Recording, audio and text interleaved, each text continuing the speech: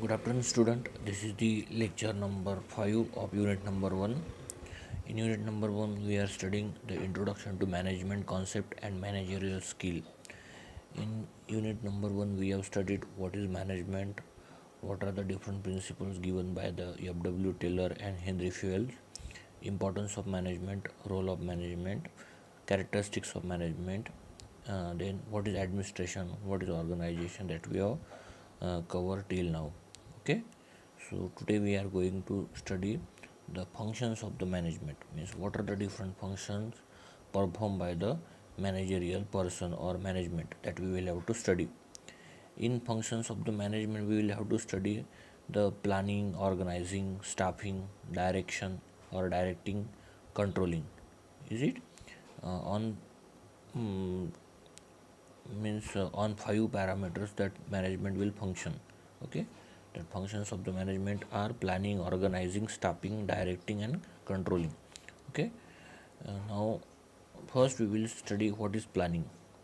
Planning is deciding in advance what to do, how to do, where to do it and who is to do it. Means what काय म्हणायचं त्याला. Planning म्हणजे काय आहे की आपण काय ठरवतो बेसिकली. जर समजा आपल्याला कुठे ट्रॅव्हलिंग करायचं असेल किंवा आपल्याला एका पर्टिक्युलर लोकेशनला फिरायला जायचं असेल तर आपण काय ठरवतो कसं जायचं, बरोबर आहे. How to do it, plan कसं करायचं, where to do it. Okay, किंवा त्याचे जे क्वेश्चन्स असतील ते वेगळे असतील. कशाने जायचं, बरोबर आहे. फोर व्हीलरने जायचं, कोणत्या फोर व्हीलरने जायचं, प्रायव्हेट व्हॅन करायची की इंडिव्हिज्युअल घेऊन जायची, कोणता रूट फॉलो करायचा, बरोबर आहे. स्टे कुठे कुठे घ्यायचा, लंच कुठे करायचं, डिनर कुठे करायचं, बरोबर आहे. कोणती लोकेशन कधी व्हिजिट करायची, बरोबर आहे. म्हणजेच काय आपण प्लॅन करतो. Planning is deciding in advance. आपण ॲडव्हान्समध्ये करतो. जो प्रोग्राम शेड्यूल आहे त्याच्या इन बिटवीन करतो का पण नाही. तर कधी करतो प्लॅनिंग जायच्या आधी. आपण जर समजा ठरवलं की आपल्याला शिमला मनाली टूर करायचा आहे तर आपण काय ठरवणार पहिले, किती मेंबर्स जुळत आहेत किंवा किती इंटरेस्टेड पार्टिसिपंट आहेत यासाठी. त्यानंतर ठरवतो की कशाने जायचं. त्यानंतर ठरवतो आपण की स्टे कुठे करायचा. ओके, लंच डिनर कुठे करायचा, बरोबर. ब्रेकफास्ट कुठे करायचा. त्यानंतर कोणते कोणते साईट सीन करायचे आहेत, तिथे कशाने फिरायचं आहे. ओके, आणि रिटर्न जर्नीमध्ये. ओके, तर अशा प्रकारे आपण ॲडव्हान्समध्ये डिसाईड करतो, म्हणजेच प्लॅन करतो. Planning bridges the gap from where we want to go. Okay, it make possible for things to occur while would not otherwise happen. Is it understood what is planning. Planning म्हणजे काय, आपण ॲडव्हान्समध्ये जे decision घेतो त्याला आपण planning म्हणतो. Planning is decided in advance.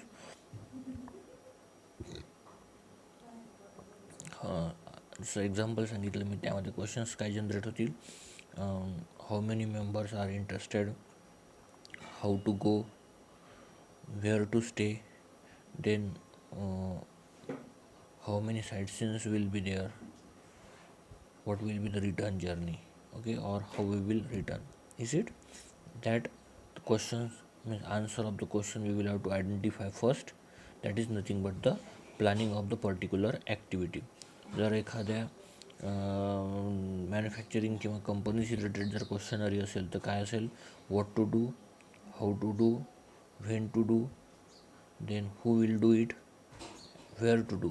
कुठे एखादी कंपनी सुरू करायची आहे तर कशा प्रकारे करायची सुरुवात,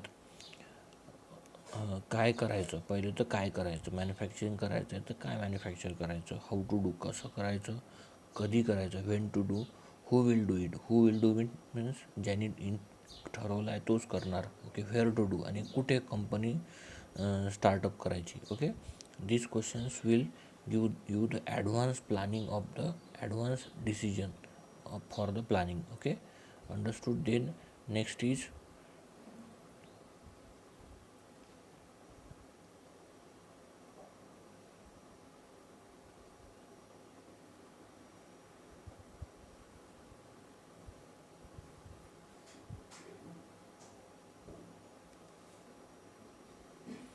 just a second, there is some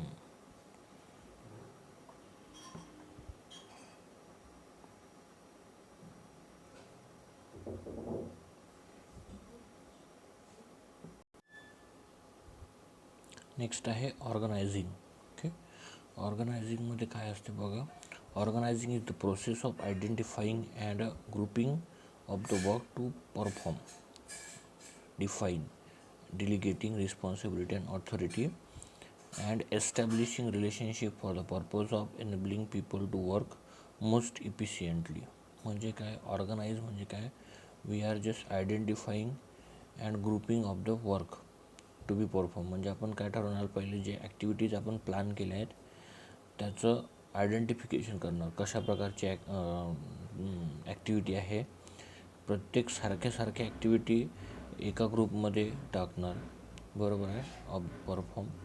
understood. म्हणजे काय, पहिले तर आपण ज्या ॲक्टिव्हिटीज प्लॅनिंग केल्या आहेत त्या ॲक्टिव्हिटी आपण आयडेंटिफाय करणार. सारख्या टाईपच्या किंवा ज्या ॲक्टिव्हिटीचं जे स्वरूप आहे ते का एकसारखं आहे त्याला आपण एका ग्रुपमध्ये टाकणार आणि डिफाईन करणार, त्या ॲक्टिव्हिटीला डिफाईन करणार कशा प्रकारे परफॉर्म करायचं. Delegating the responsibility and authority and establishing the relationship for the purpose of enabling the people to आणि that activities will be similar activities will be given to the particular person with the responsibility and authority. Okay, म्हणजेच काय, परत लक्ष द्या इकडे काय म्हटलं, organisation is a process of identifying and grouping of the work. Work म्हणजे काय, जे आपण प्लॅन केलं दॅट वर्क. ओके, जे प्लॅनिंग केलं आहे ते वर्क आपण आयडेंटिफाय करणार. आयडेंटिफाय केल्यानंतर सिमिलर काइंड ऑफ वर्क जे आहे त्याला एका ग्रुपमध्ये इन्व्हॉल्व करणार. And that group of activity has been define and delegate means issue करायचं ते वर्क किंवा अलोकेट करायचं to a person with responsibility and authority. Okay, so that what will happen, the enabling people to work most efficiently. त्यामुळे काय करतील, सारखं काम जर एका व्यक्तीला दिलं तर काय होईल की त्याची जी वर्क इफिशियन्सी आहे ते काय होईल, वाढून जाईल. Okay, understood. The features of organization. The organization is the second function of management. It follows planning. जे आपण प्लॅन केलं त्यालाच ऑर्गनायझिंगमध्ये काय त्या फॉलो करते. ऑर्गनायझिंग काय आहे, सेकंड फंक्शन आहे म्हणते मॅनेजमेंटचं. And that follows the planning. जे प्लॅन केलं तेच फॉलो करते. Organising refer to organising the people, work and resources. Organise कशाला करतो आपण, the people, work and resources. Okay, organizing is form of structure and allocation of job that we have already discussed in the above part. That is here means delegating the responsibility and authority of that particular work. जे काही particular work आहे त्याची authority and responsibility allocate करणं. Okay, then organizing refer to dividing the work into convenient task, grouping them properly into department. म्हणजेच काय, आपण त्याला same activities एका ग्रुपमध्ये टाकल्या, म्हणजे दुसऱ्या सेम ॲक्टिव्हिटी दुसऱ्या ग्रुपमध्ये टाकल्या, तिसऱ्या similar kind of activities will be added in the third group. And that task or that group of activities has been allocated to a person which is having skilled in the particular work. Okay, and properly allocated to that particular department. Okay, then organizing means ऑर्गनायझिंगमध्ये आपण exactly करतो काय, the allotment of job to a proper people with a necessary amount of authority and responsibility.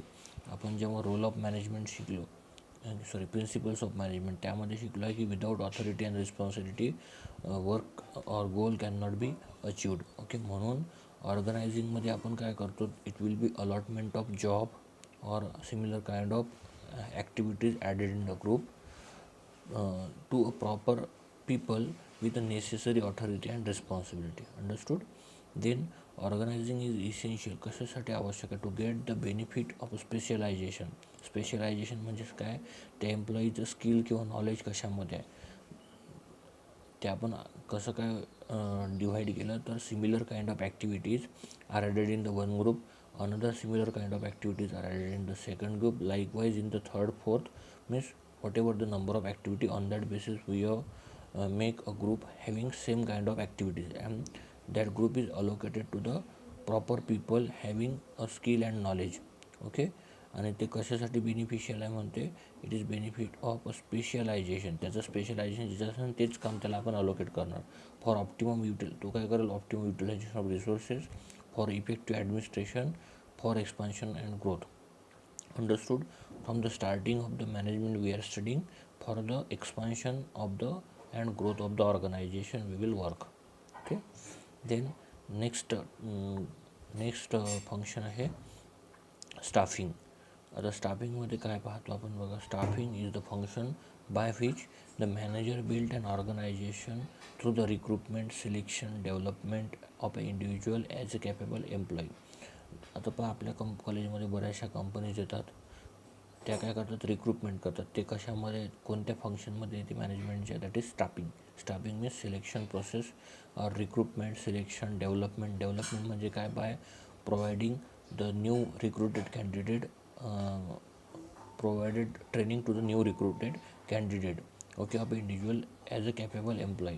पहिले capable employee म्हणून त्याचं selection होते, नंतर त्याला ट्रेनिंग देऊन डेव्हलपमेंट केली जाते त्याची. ओके.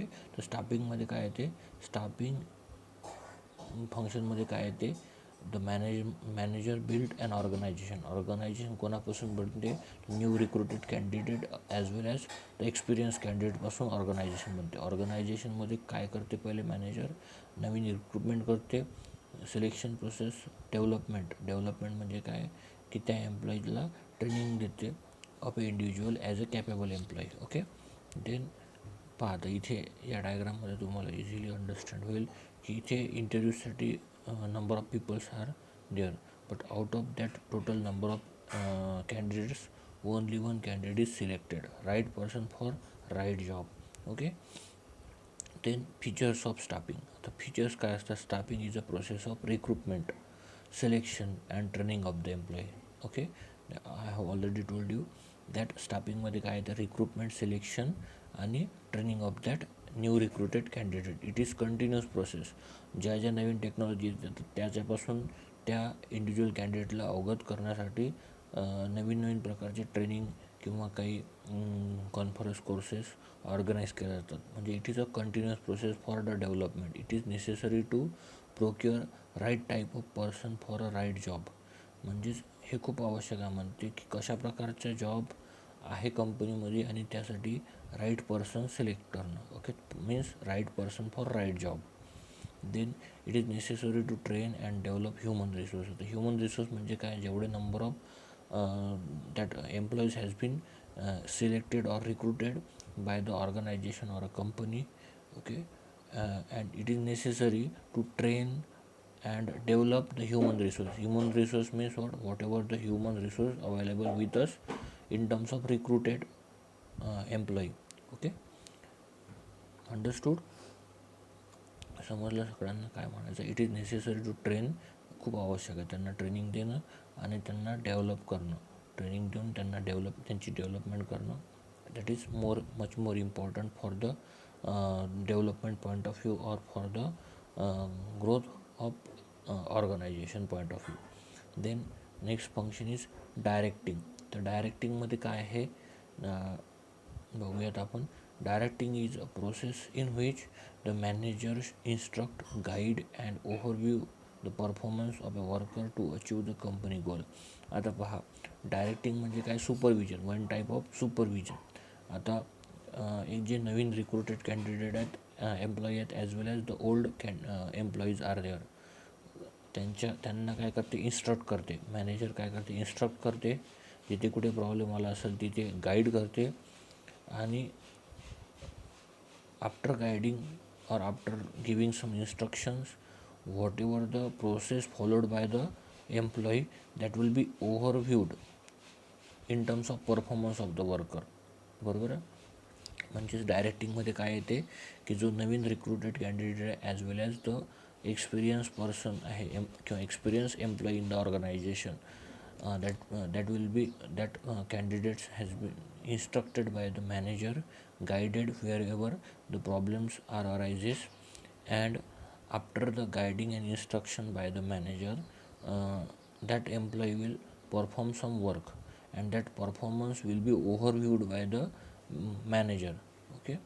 And कशासाठी ओव्हरव्ह्यू केलं जाते? To achieve the goal of the company. Understood? म्हणजे डायरेक्टिंग म्हणजे काय की त्यामध्ये काही इन्स्ट्रक्शन दिल्या जातात, काही गाईडलाईन्स किंवा काही ठिकाणी गाईड केले जाते वाईल परफॉर्मिंग सम प्रोजेक्ट, आणि त्यांचं जे ओव्हरऑल परफॉर्मन्स आहे किंवा ओव्हरऑल ॲक्टिव्हिटीज आहेत एम्प्लॉईचे, that will be overviewed by the manager. कशासाठी? To achieve the goal of the organization. Okay. पाहता इथे डायरेक्टिंग इज अ की मॅनेजरियल फंक्शन्स ऑफ डायरेक्टिंग. तर त्यामध्ये पण कोणकोणते फीचर्स असतात किंवा कोणकोणते फंक्शन्स आहेत डायरेक्टिंगमध्ये? तर पहिलं फंक्शन आहे किंवा फीचर आहे त्याचं लीडरशिप. म्हणजेच काय, जो मॅनेजर आहे त्याच्याकडे गुड लीडरशिप क्वालिटी असली पाहिजे. अदरवाईज काय होईल की मॅनेजरियल जो पर्सन आहे त्याच्याकडे व्हिजन नसेल किंवा काही मिशन नसेल, एम नसेल, तर it will not be possible to grow the organization. Okay. It is the quality of manager to inspire confidence and trust in his subordinate, get maximum cooperation from them, and guide their activities to create an organized effort. म्हणजे काय, leadership एक quality आहे मॅनेजरमध्ये असणं आवश्यक आहे. To inspire the confidence, कोणाचा? एम्प्लॉईचा. Trust in his subordinate, म्हणजे काय, जो सबऑर्डिनेट किंवा एम्प्लॉई त्याचा कॉन्फिडन्स इन्स्पायर करणं, त्याच्यावर विश्वास ठेवणं. ओके. आणि त्याला वेळोवेळी कोऑपरेशन करणं आणि गाईड करणं. हे कशासाठी? तर ऑर्गनायझेशनच्या ग्रोथसाठी. म्हणजे लिडरशिपमध्ये कोणती क्वालिटी असणं आवश्यक आहे? त्याला इन्स्पायर करणं, त्याचा कॉन्फिडन्स वाढवणं, त्याच्यावर विश्वास ठेवणं. बरोबर. आणि दुसरं काय, मॅक्सिमम त्याला कोऑपरेशन करणं आणि गाईड करणं. जिथे कुठे त्याला प्रॉब्लेम असेल, ट्रबल्स असेल, ते त्याला गाईड करणं. आणि हे सगळं कशासाठी करतो manager? In order to create the or achieve the organizational goal. Understood? लिडरशिपमध्ये काय असायला पाहिजे? इन्स्पायर करणं, कॉन्फिडन्स वाढवणं आणि त्याच्या सबऑर्डिनेटला गाईड करणं, म्हणजेच एम्प्लॉईला त्याला कोऑपरेशन करणं. ओके. आणि त्याच्यावर विश्वास ठेवणं. कम्युनिकेशन काय? It is the process by which idea are transmitted, received and understood by other for producing desired result. Is it? म्हणजे त्याला आयडियाज त्याच्यापर्यंत पोहोचवणं, रिसीव करणं, त्याला समजून घेणं by others for producing desired result. It may be verbal or written order, report, instruction. Okay. It is ineffective communication lead to confusion, misunderstanding and dissatisfaction. बरोबर आहे. तर कम्युनिकेशन पहा कशामध्ये आहे? तर जे आपण इन्स्ट्रक्शन देतो किंवा जे काही गायडन्स करतो किंवा ज्या काही ऑर्डर देतो, that will be in return form. Okay. Or return order, verbal or return order असायला पाहिजे.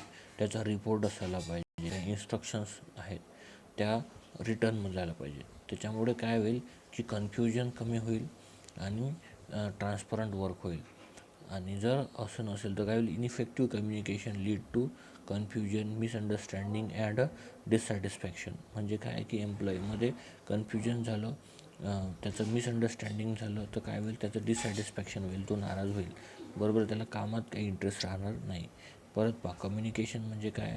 It is a process by which idea are transmitted. म्हणजे ज्या काही आयडियाज आहेत किंवा जे डिसिजन्स आहेत, that will be transmitted to the employee. whatever the feedback on that ideas will be received from the employee, and that ideas are understood by the manager as well as employee by other producing the desired result. Okay. आणि ज्या ideas किंवा ज्या instructions आहेत त्या कशा verbal किंवा return फॉर्ममध्ये असल्या पाहिजे, त्याचा रिपोर्ट असायला पाहिजे, त्याच्या इन्स्ट्रक्शन्स ज्या असतात त्या रिटर्न फॉर्ममध्ये असायला पाहिजे. त्याच्यामुळे काय होईल की कन्फ्युजन होणार नाही, मिसअंडरस्टँडिंग होणार नाही किंवा एम्प्लॉईचं काय होईल? सॅटिस्फॅक्शन होईल. Okay. That is nothing but the communication. And third आहे motivation. That is one of the most parameter or function of the management in the directing. Motivation means inspiring the subordinate to do work or to achieve company objective efficiently. म्हणजे त्याला काय करणं, motivate करणं कंपनीच्या ऑब्जेक्टिव्हबद्दल किंवा कंपनीच्या गोलबद्दल, so that he will be always eager to do smarter work instead of harder work. Okay, hard work. Then next आहे सुपरविजन. सुपरविजन सगळ्यात आवश्यक आहे. Supervision is necessary to ensure that the work is go on as per the established plan and the worker are doing work they were directed to. म्हणजेच सुपरविजनमध्ये काय करतो आपण की ज्या प्रकारे आपण प्लान एस्टॅब्लिश केला होता त्यानुसारच वर्क होत आहे की नाही, किंवा वर्कर ज्या डायरेक्शननी काम करायला सांगितल्या डायरेक्शननी करत आहे की नाही आहे. That is much more important for the growth of the organization. Hence, supervision is also one of the parameter of directing. In functions of the management, that is directing, we have studied 4 functions. That is leadership, communication, motivation, and supervision. Okay, each one has its individual feature. लीडरशिपमध्ये काय quality असायला पाहिजे, inspire the employee, then trust on the employee, guide the employee in order to achieve the goal of the organization. Okay. Then communication, proper communication between the organization or managerial person and employee in direct or written or verbal form. त्याच्यामुळे misunderstanding होणार नाही, त्याचं काय म्हणू आपण satisfaction होईल, confusion राहणार नाही. मोटिवेशन, त्याला त्या कंपनीच्या गोल रिलेटेड काय करणं, मोटिवेट करणं. सुपरविजन म्हणजे जो काही प्लान डिसाईड झाला आहे, ओके, एस्टॅब्लिश प्लान आहे, त्याच्यानुसार वर्कर वर्क करत आहेत की नाही, किंवा ज्या डायरेक्शनमध्ये वर्क करायला पाहिजे त्या डायरेक्शनने होत आहे की नाही, that will B supervise in the directing function. Okay, then next is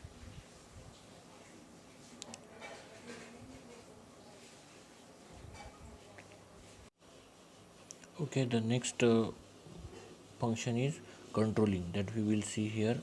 Function of management, fifth function, that is controlling. In the controlling, it is a continuous process which measure the current performance and guides it toward the predetermined goal. म्हणजेच काय की it is a continuous process which measure the current performance and guide it toward the predetermined goal. म्हणजेच काय की प्रोसेसला major केलं जाते म्हणते in terms of performance, current performance. Okay, then controlling is monitoring, comparing, correcting performance and taking action to ensure the result. It seems that the right things happen in right way and at right time.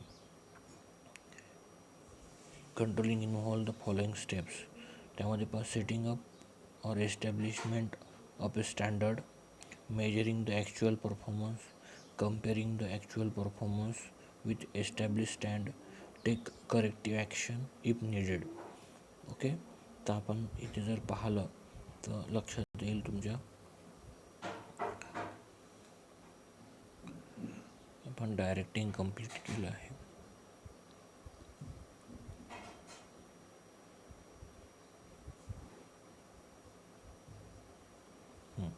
यामध्ये बघा तर step 1 काय,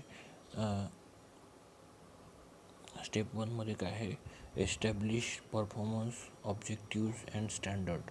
step 2मध्ये काय, measure actual performance. Okay, आणि third आहे compare actual performance with objective and standard and take a necessary action.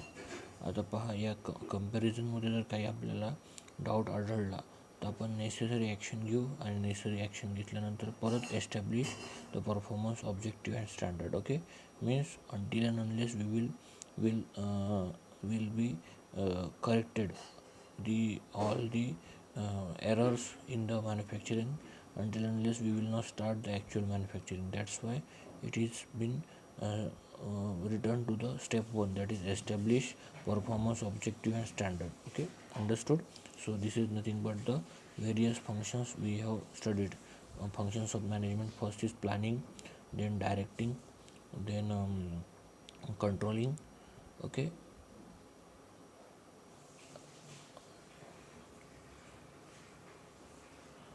what are the different functions we have studied? That is, first function is planning, organizing, staffing, directing. प्लॅनिंगमध्ये काय करतो आपण? Planning करतो, how to do, when to do, where to do and who will do. ऑर्गनायझिंगमध्ये काय करतो? ज्या काय आपण प्लॅन केला त्या ॲक्टिव्हिटीजला ग्रुप करतो, सिमिलर ॲक्टिव्हिटी. स्टाफिंगमध्ये काय करतो? रिक्रुटमेंट करतो, नवीन एम्प्लॉईजचं त्याला ट्रेनिंग देतो. डायरेक्टिंगमध्ये काय करतो? त्याचं सुपरविजन करतो, लिडरशिप करतो, देन मॉनिटरिंग करतो. ठीक आहे. आणि कंट्रोलिंगमध्ये काय करतो? What ever the activities perform by the employee or group of employee that will be controlled in the last function. Understood?